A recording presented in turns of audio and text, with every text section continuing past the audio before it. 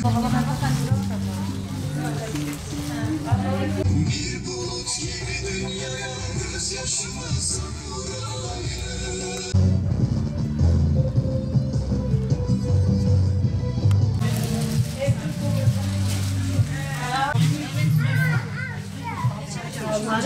Bismillahirrahmanirrahim.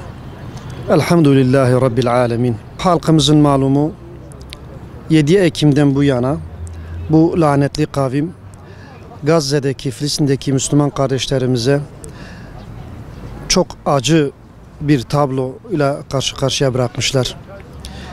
Biz buradan umut kervanı olarak düşündük, taşındık, ne yapabiliriz? Biz bu kardeşlerimize nasıl yardımcı olabiliriz? Biz oraya gitme imkanımız yoktur. Mardin Umut Kervanı olarak dedik bu kardeşlerimize bir kermes düzenleyelim. Bir nebze de olsa belki bu şekilde bir yardımımız onlara dokunur. Biz de inşallah bu sabah bugün başlamak üzere kermesimizi başlattık.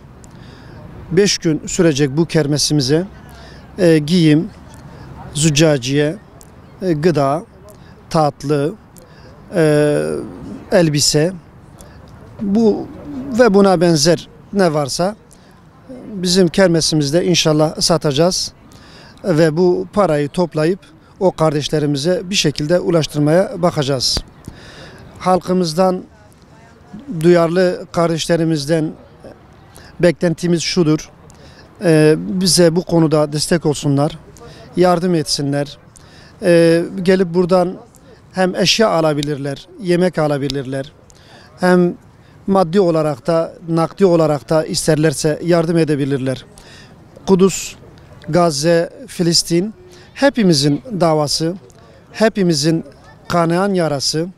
100 seneden beridir bu kardeşlerimiz bu zulüm altında. Maalesef bu konuda onlara bir çare bulunamadı.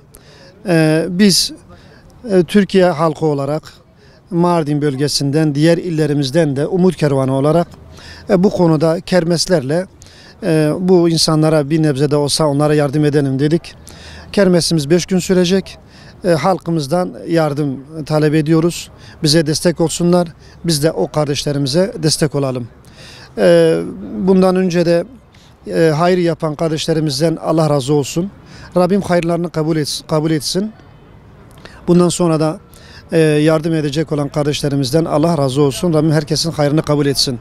Bugün herkes elinden geleni yapmalı. Kimin elinden ne geliyorsa onu yapması gerekiyor. Yani bugün elimizden eğer para nakdi olarak yardım etmemiz gerekiyorsa onu yapmamız lazım. O üzerimizde farzdır. Onu yapmamız lazım.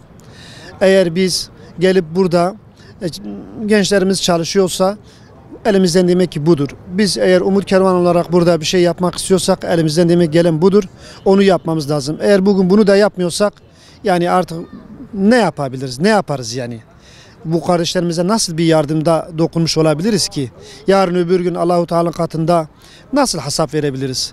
Bunun için çağrımız şudur: herkes elinden geleni yapsın. Bu şekilde belki Allahu Teala'ya karşı verecek bir sözümüz, bir hesabımız olur inşallah. Rabbim herkesin hayrını kabul etsin.